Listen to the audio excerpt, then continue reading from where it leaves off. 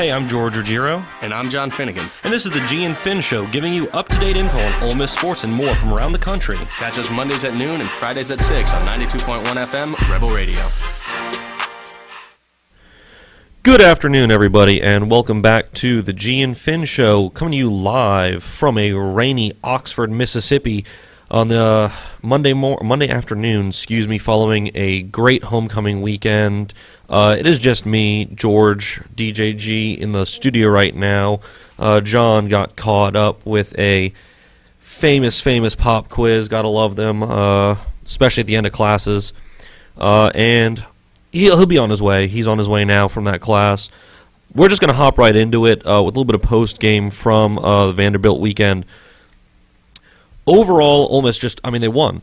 It was a great game for them. They won 31-6, gave up, if I'm not mistaken, it was just 2 field goals, nothing too serious. The team overall just played a great game. It was good from the start. Got off to a hot start, Ole Miss did, scoring a field goal on their first drive after just 2.5 minutes. This is a game that you hope that the team can build upon. The run game was fantastic. The defense was great. But there were some concerns. We're not going to start with the concerns because who wants to start talking about it negatively? Because it was a great game, it was a great night, and it was a great win. Just the running game. The running game itself was fantastic. Overall, Ole Miss put up 413 rushing yards. That's the most that they've put up against an SEC opponent since, it's been a couple of years. Since they put up, I think, again, over 400, against Vanderbilt. I think they put up 443 the last time. It was not last year, but that time that they played Vanderbilt. So, John Rice Plumlee led the rushing attack. He played well with his legs. That's the thing. He's just so dynamic. Every time you watch him scramble or leave the pocket with the ball, you always expect something great to happen, whether he breaks off for a long run. This game, his longest run of the game came up. It was... Where is this?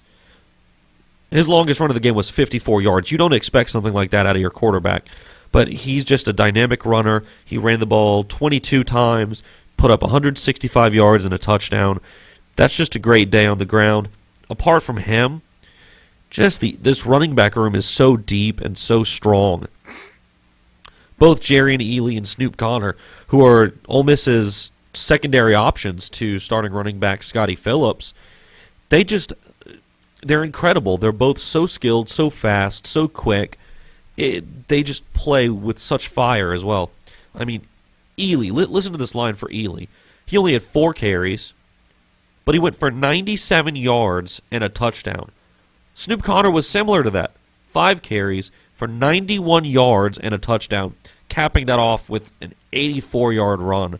He just broke through the middle of the field, kept going, nobody could keep up. It was a foot race. Nobody could catch him. It's that simple. Scottie Phillips had himself, it was a solid day. It wasn't anything too particularly fantastic, but he had a good day himself, 11 carries for 62 yards and a touchdown. Ole Miss's defense, it looked good. It had a good day. Ole Miss's defense came out. They played well against a Vanderbilt team. Keyshawn Vaughn. He's just, again, another dynamic running back in the SEC. He's just fantastic in his own right. Thing is, Ole Miss really took it to him, stuffed the middle, took away that aspect of the game for Vanderbilt. Keyshawn Vaughn only ran for 69 yards. Overall, Vanderbilt only ran for 62 yards on 27 carries. I feel like midway through the game, they realized that they were going to have a problem running the ball. They switched up their game plan. They started throwing the ball more, and that is what really got to Ole Miss's defense on the outside. For a team that doesn't have great amount of weapons with the wide receivers, nor do they have a fantastic quarterback. They threw the ball well. They moved the ball well through the air. This is a Vanderbilt team that, typically hasn't had a great passing attack this season. They put up 202 yards. Well, that's nothing compared to the over 400 that Ole Miss put up on the ground. That's still a good amount. That's still enough to get them within scoring range, and that's where that got them. I mean, sure, they only put up 6 points through 2 field goals. They still didn't have a poor game. That being said, for both teams, ball security was very good. Neither team gave up the ball. Neither team had a turnover, be that via interception or fumble. It was just a good game overall for Ole Miss. And I have to agree with you. I think it was a clean, well-played game of football on both sides. Vanderbilt was outmatched, but it wasn't a sloppy, fumbling, interception-throwing mess for them. They were just, they were being soundly outplayed. And I think Ole Miss forced them to use that passing attack, and that's what got to them. And what an introduction, just sliding into the studio, hopping right on the mic by my co-host. And that's what I like to see. This is what happens when you get a pop quiz from your TA with about 10 minutes left over in Lamar. And we're here at the Rebel Radio studio in Bishop Hall. It's a brisk 15-minute sprint across campus. What class was that? That was engineering thermodynamics. Ooh. Now, I've taken a little bit of physics classes. How does that compare with thermodynamics and physics? It doesn't. Just it really all? doesn't. It's when they teach you PV equals nRT? Turns out, absolutely wrong, and it's a lot more complicated than that. But on the subject of thermodynamics, this is how do you feel about the temperature of this Missouri team we face this coming weekend? They're cold. Yeah, they're cold, man. They're good. I expected a lot out of this Missouri team this year. I thought this was going to be a very tough game for Ole Miss to travel to in Columbia, which we don't travel to Columbia all too often. No, I can't remember the last time, if at all. I don't know if we have since they entered the conference. I don't think we have gone to Columbia. That is, it's just an SEC East matchup that you don't see very often.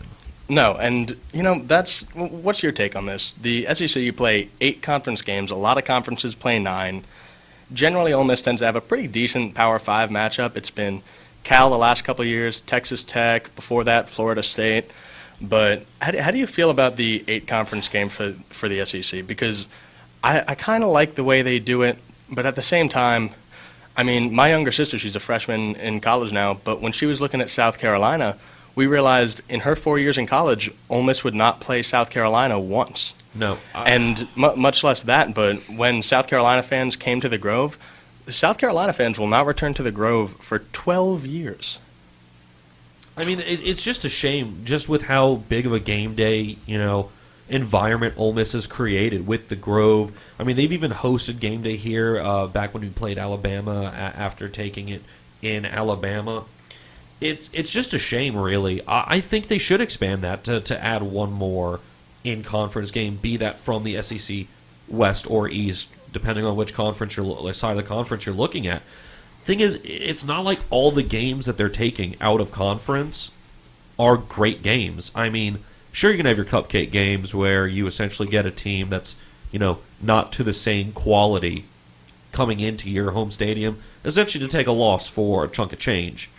But there are some good teams out there that we played that are, from the FCS. I mean, New Mexico State's no slouch in their own division, but for them to go into an SEC school, an SEC stadium, they're just completely outmatched. I mean, that's going to be a loss. I would like to see better quality of football. Yeah, I mean, as would I. I think, the mere fact that you need 6 wins to get to a bowl game, if you play in a tough conference, you can be a very good team.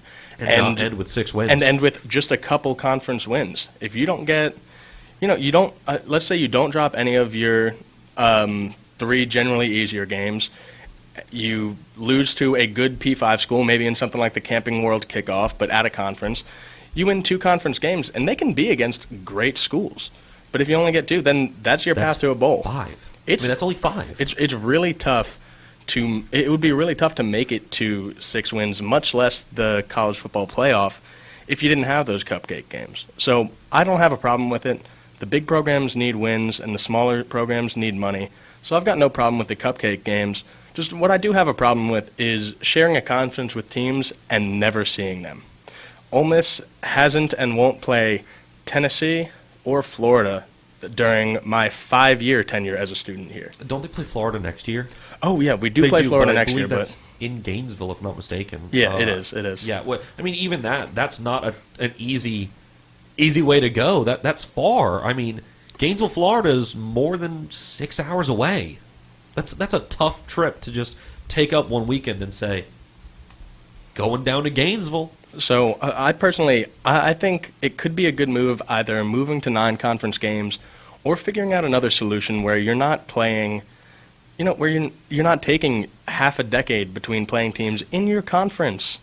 You play everyone in your division, of course, but And that's I think a yearly thing. I don't know if I'd rather see, and it's different for every school because for us, our locked cross-divisional game is Vanderbilt.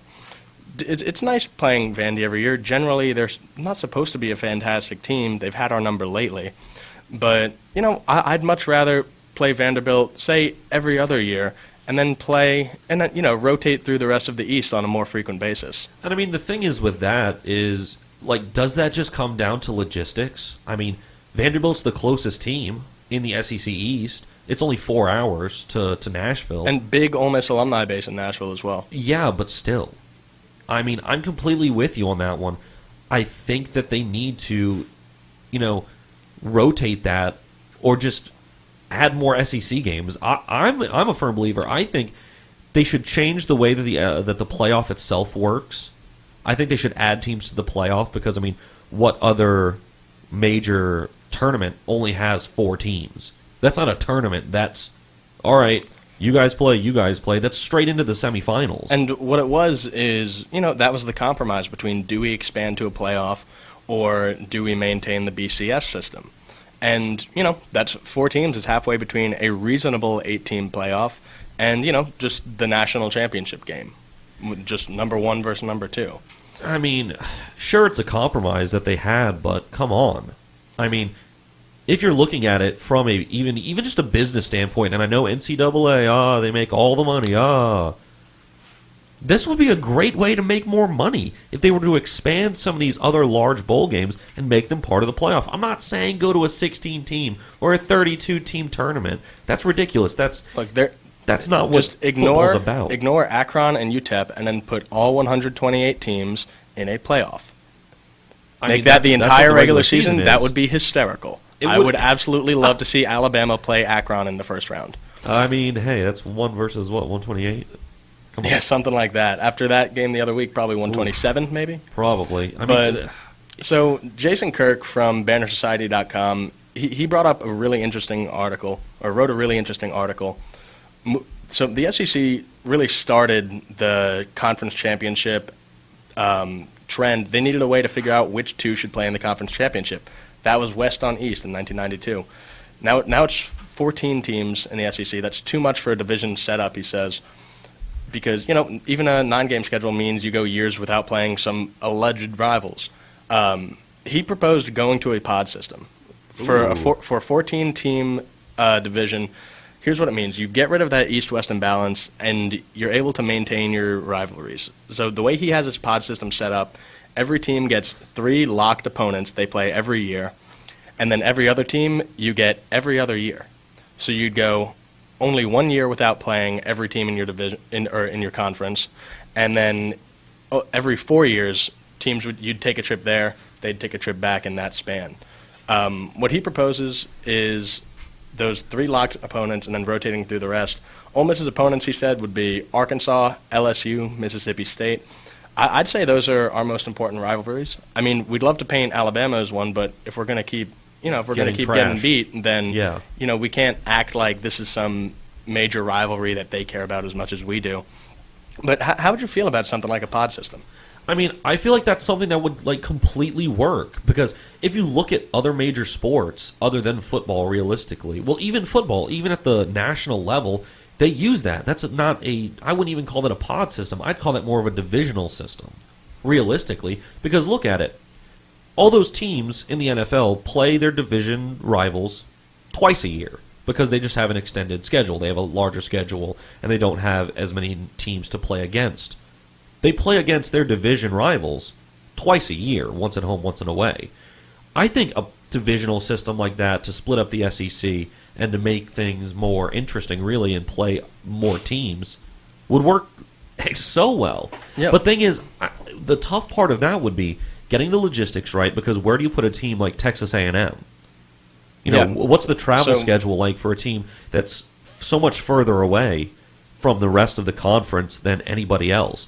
And the thing is, what do you do about some teams that are perennially not good and really haven't had stretches of greatness? Well- I mean, do you add a team like Clemson to the conference?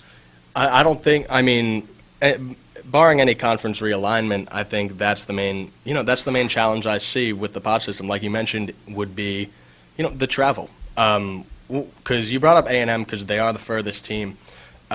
Here's what, just for example, a even year would look like for Ole Miss, and we'll see what that would look like for us, and then what it would look like for A&M. On even years, Ole Miss would play Arkansas, LSU, State, Alabama, Florida, Missouri, South Carolina, and Vanderbilt. A&M would have, I'm looking at their travel, and they would not be massive fans of it. They play Arkansas, not too far, LSU, not too far, Missouri, Auburn, Florida in Gainesville, Kentucky, Tennessee, and Vanderbilt. That's a rough stretch. That's a very rough stretch. And the thing is, like I said, the amount of travel and the amount of money that would have to be spent just moving the teams and, the auxiliary and the band and things like that, moving them from place to place, the amount of money and logistical changes that would have to be made would be incredible. I don't think anything like that will happen, but do I think it should? Realistically, I think a schedule like that is so much more entertaining and it adds so much more value. Yeah, And I'd love that. And the thing is, the ranking system nowadays uses strength of schedule, in their ranking system. Yeah, and I think this would do an exceptional job balancing it out. I mean, one, you get better points of reference because, of course, you have your locked cross-divisional games and you've got rivalry weekend to, kind of balance your conferences and make sure, okay, hey, maybe the SEC is just better than this conference this year, and even the ones on the lower end. You've got those games to figure that out. But, I mean, between the West and the East, you don't get a massive amount of games. You really don't. You get you get 7 a year. That's the thing. It's just a shame. And I mean, there are some games that, like you said, they're the quote rivalry games that happen every year, like Ole Miss and Vanderbilt this past weekend. Yeah, and I mean, it's not some are rivalry weekend, some are not. Aren't. Sometimes the last week of the season, you play someone across the division. Sometimes, if you're, say, Georgia, you play somebody in a completely different conference. But, I like the pod system. Just wanted to put that out there because I think that's a great idea. And, again, that was pitched by Jason Kirk, Alex Kirshner, and Bud Elliott with the Banner Society. I mean, if we're going to do something like that, if something like that were to happen, how much of like you said, a realignment? What do you think of a realignment of the conferences? Not just necessarily the SEC. If this were more of a divisional style, nationwide, sure, there are way too many schools to necessarily do that with on a major scale because, I mean, we don't need divisions having 20 teams in them. That's just going back to the conference system. Adding more teams to create more parity within, conferences or creating those divisions within conferences that instead of focusing on cultural rivalries, instead focus on creating parity. I mean, creating parity is all well and good. And honestly, and that's, of course, incredibly beneficial to the NCAA football system. But that being said, the protected, well, not protected rivalries, but the rivalries, the interactions between fans, the traveling to schools that, you only play in every so often, that's the lifeblood of college football. The NFL does an exceptional job with parity. They've also got 32 teams, split 16 and 16, and then into 4 divisions. So they've got that set up well. They have it locked, so you play teams in the other conference that have the same final rank in your division as you the previous year. They've got exceptional parity, but they also maintain, it's almost like a pod system. I mean, it is. I mean, you play... those are the same system, pod and division. And your rivalries wind up being the teams you play often.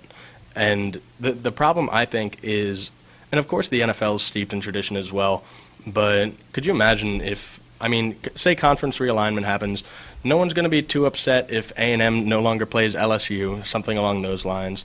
But, if Tennessee fans had to stop playing Alabama, things like that, I don't know if conference realignment is a reasonable proposal at this point. I think kind of that ship has sailed once TV contracts were revolutionized years ago and kind of the final, well, not final, but the conferences we have now are set up. I think it would be, there's too much inertia with the way things are right now, and I don't think the conferences would benefit, even though individual schools may. It may be a positive-sum game for the schools in the conference. I don't know if the conferences will see any reason to shake things up. I think for the conference themselves, the formula is working, and I don't know if they'd see a reason to change. I completely agree, but at the same time, with the way that the playoff is right now, let's just take a look at the top 25 schools right now. How many of those are SEC compared to ACC or teams that play in quote weaker conferences? So right now, it is the count for SEC teams. It's Alabama, Georgia, LSU, Florida, all top 10. Then Auburn and Texas A&M. So that's 6. That's just under half the conference ranked in the top 25.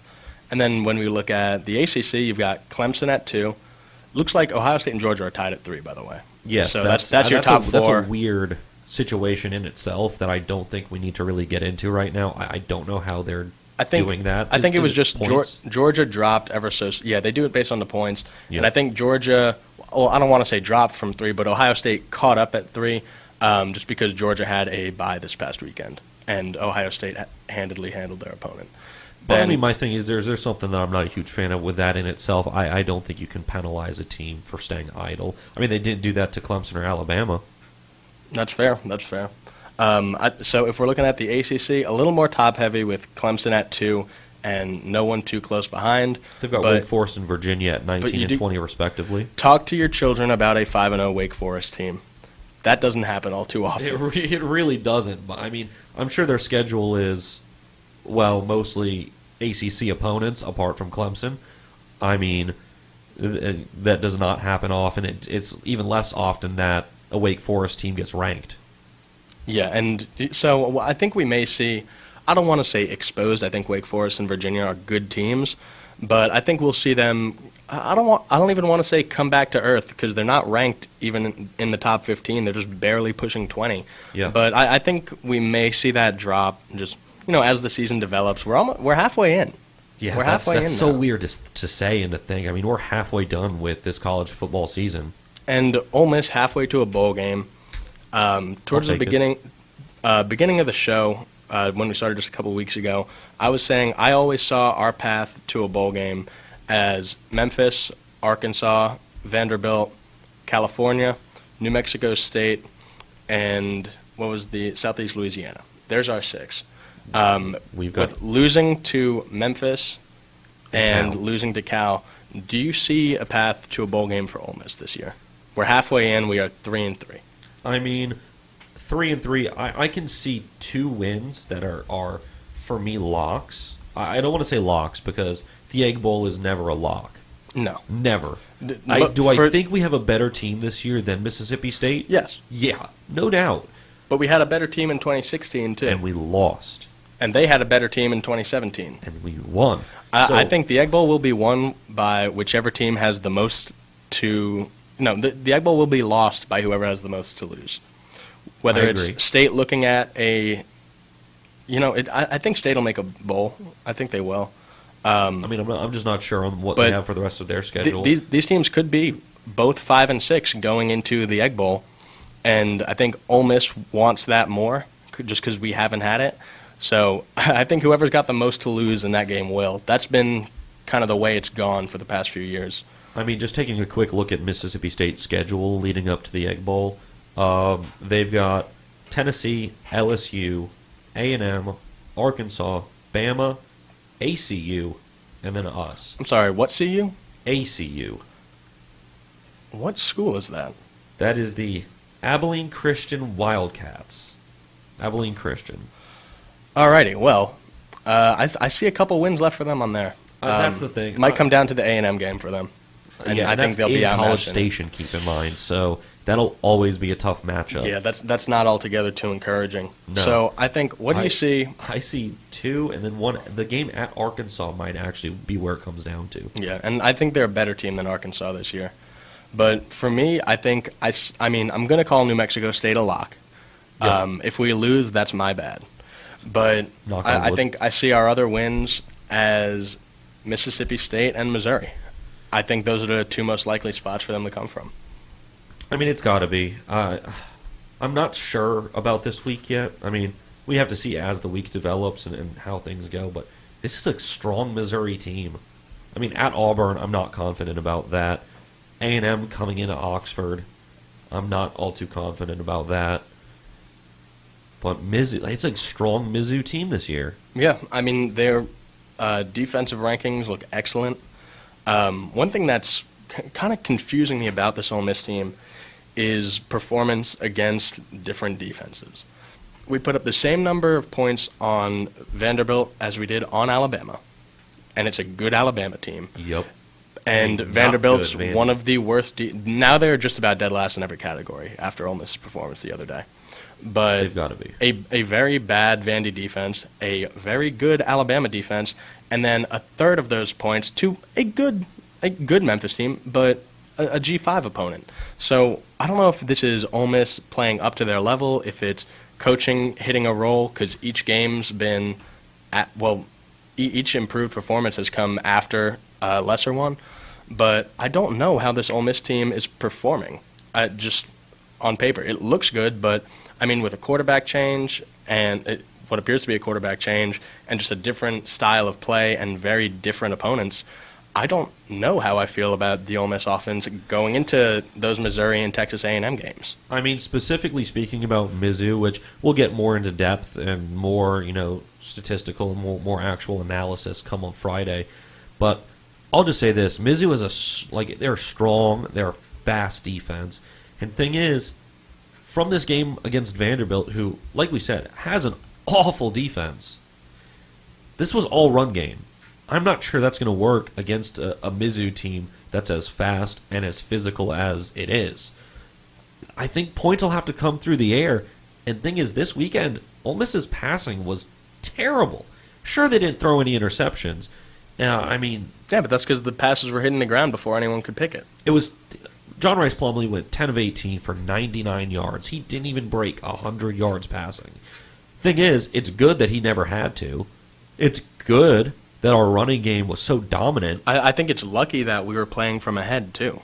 I think if we saw Vanderbilt come out to an early lead, we would have been forced to put it down the field, and I don't like our chances if that's the case. And that's my big worry against better opponents like Mizzou, who aren't the Alabamas where you expect them to just go in there and dominate. They're a team that it's almost sneaky good. They get on you fast, and once they do that, it's over for you. I mean, that's just the way that they've played all season. I mean, this last weekend wasn't any challenge for Mizzou. I mean, they played Troy and beat them 42-10. This is a 4-1 Mizzou team. This is a good team. They're going to a bowl game. Yeah, I hear you. I really do. I think I think it's going to be a real litmus test for this Ole Miss team. They're currently unranked. I think they deserve to be. Yeah, maybe on the lower end, but I think Missouri's better than Texas A&M this year. A&M just on the edge of ranked in the top 25 at 24 this week in the AP poll. Auburn I see as a loss. LSU I see as a loss. I just think we got to steal 3 of the other 4. Yeah, I mean, if we steal one in Mizzou off the back of a good win against Vandy, of course I won't complain. Of course not. That's a win. A win's a win. That's what I'm saying about this week. A win's a win. Sure, the offense could have played better through the air, but they didn't turn the ball over, and they were fantastic on the ground. A win's a win. I don't think there's much else to say about that. And we'll get a little more in-depth about the Missouri-Ole Miss game this weekend coming up in Columbia, Missouri. But for now, let's talk a little bit of postseason baseball. Ooh, okay. We're getting into Let's the get swing into of things. Wild card games are a week behind us. We've got Houston leading the series against Tampa Bay 2-0. Sorry, George, about okay. that. Representing the Rays on his hat. It's a pretty Yep. cool one. Yankees lead the Twins 2-0. And then over in the NLDS, Atlanta and LA both up 2-1. On their respective opponents. Yeah, on St. Louis and Washington. And we actually have one of those games going right now, Houston in Tampa. That's Charlie Morton on the mound for Tampa and Zach Greinke in for Houston. Houston currently leads 1-0 at the top of the second. And, it's early game, but coming up. So, yeah, that was a 1:05 Eastern game. Yeah, it's 12 here. Yeah. And then we've got a lot of games today. We've got a full slate. Oh, yeah. Coming up in just about an hour and a half, we've got Atlanta, St. Louis. 5:40, we've got the Dodgers Nats game, and then 7:40 on FS1. So I'm probably gonna have to stream that somewhere. Oh, yeah. I mean, We've got Yankees visiting Minnesota. Who do you think has the best chance at clinching tonight? I mean, just this afternoon, I'm disappointed as a Rays fan that we couldn't even take one win against Houston. I don't think we win this afternoon. If we do, sure, the game's still going on. Sure, it's still early and it's only a one-run lead. But, I mean, come on. This Houston team is just too dangerous. I'll be disappointed, but I think Houston clinches. And looking at the pitching matchups, I would not be surprised, actually, if... excuse me. If... Let's see, Atlanta's one win away. So is LA. Looking at the pitching matchups, the probable pitching matchups, not everything's been decided as of yet. I would not be surprised if Atlanta takes the win, if Washington takes the win, and if New York. Well, I could see the Twins pulling away with this one tonight. so could I, actually. Severino hasn't played much this season, and Odorizzi's been fantastic for Minnesota. But thing is, other side of it, Atlanta, they've got Dallas Keuchel on the mound. And the Dodgers, it's Rich. See, the thing is, for the Dodgers, they're going with more of a starter, more of an opener, than a starter. And it's been Rich working Hill. for him. It has been working. But that's Rich Hill against Max Scherzer, who he's Max Scherzer. lights out. Yeah. He's lights out And every game. If I could pick, my rotation for the playoffs, if I had my pick of any pitcher in the world, he's in there. He's right in the Scherzer's mix. got to be in there. I mean, he's got to be in the mix for that. Apart, of course, you're going to have your Verlanders, pretty much the entire Astros, pitching staff.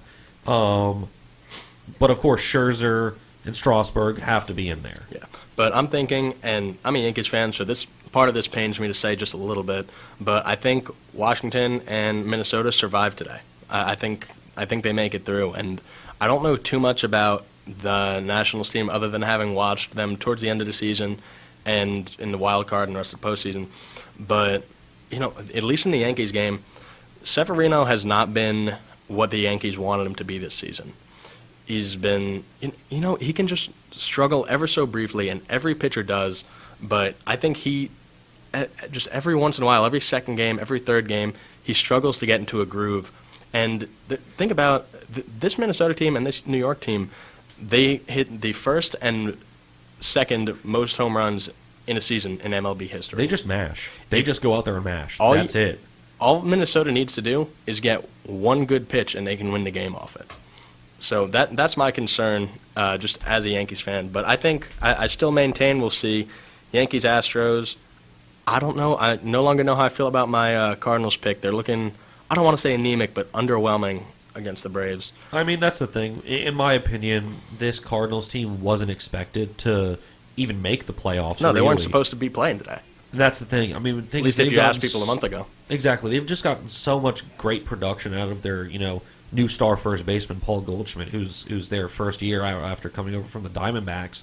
He's been great. The pitching staff, surprisingly, has been great. And they've gotten a lot of good young players to come in and play, especially Colton Wong. He's been great this year. Yeah, and I think if you're a Cardinals fan, don't be too upset. Of course, be upset if you lose tonight, but look to next season and realize that I think whenever you saw the flashes of promise this Cardinals team showed, and I don't even want to say flashes of promise because they looked just genuinely promising.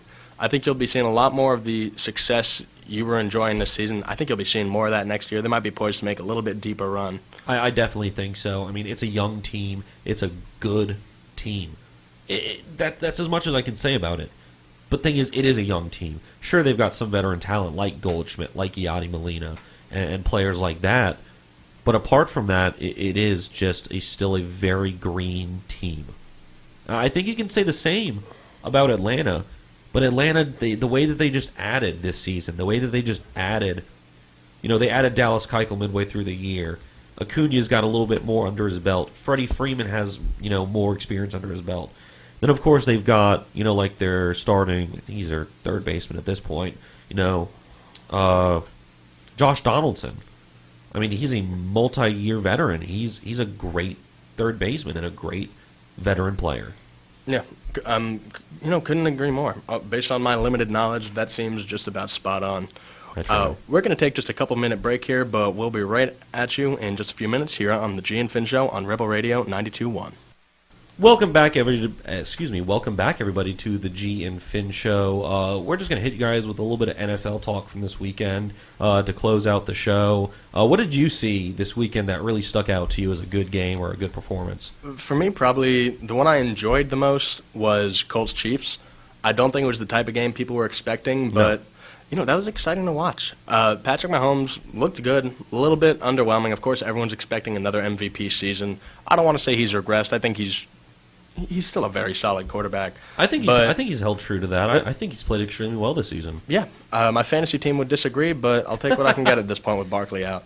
But yeah, Colts-Chiefs was probably my favorite game of the day.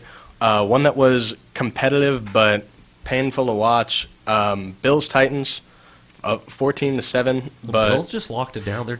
Their passing defense is so good. It's exceptional. It makes things real hard for good quarterbacks, much less a not good quarterbacks, average, below average quarterback like Marcus Mariota. But one game I'd love to talk about briefly, Ravens-Steelers. Ravens took it in overtime after the Steelers deferred after winning the toss for overtime.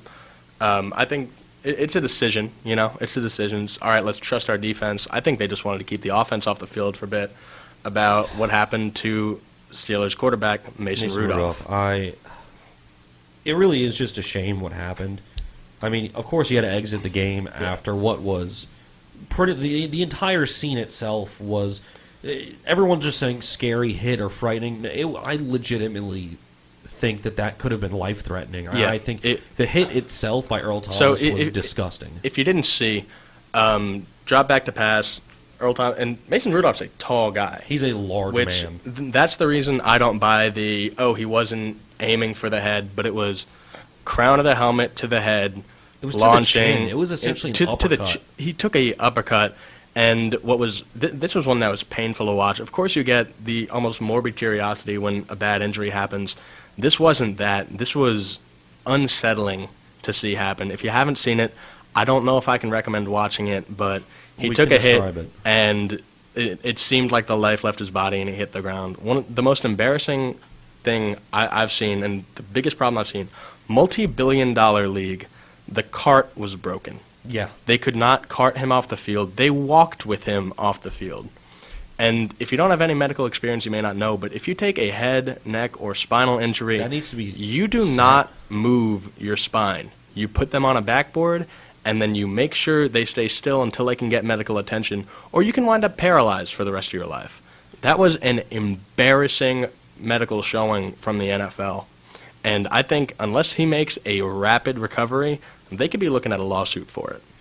I mean, like you said, it was embarrassing, it was disgusting, and I think what's even worse for me is the fact that they have not I've not heard a single word about the possibility of a suspension for Earl Thomas for that hit. And I think he deserves a fine and a suspension. Based on everything I know about the NFL's disciplinary system, he's looking at somewhere between 0 and 32 game suspension.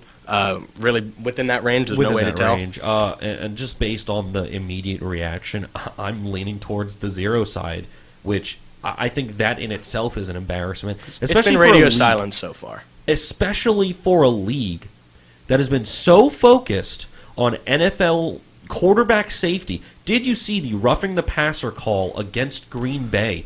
I don't know how Dak survived that. He took a literal stroke. Literally, like someone reached out with their palm and barely touched his helmet. And And they called honestly, that roughing the passer. If I wasn't watching an NFL game, I would have thought it was a romantic caressing of the cheek. It was an embarrassing call. And then for there to be a no call on something that, frankly, could have paralyzed a young quarterback, and then to not have a functional cart in a multi-billion-dollar league, and to have medical professionals walk him off the field instead of even a backboard, 15-year-old lifeguards know better than that.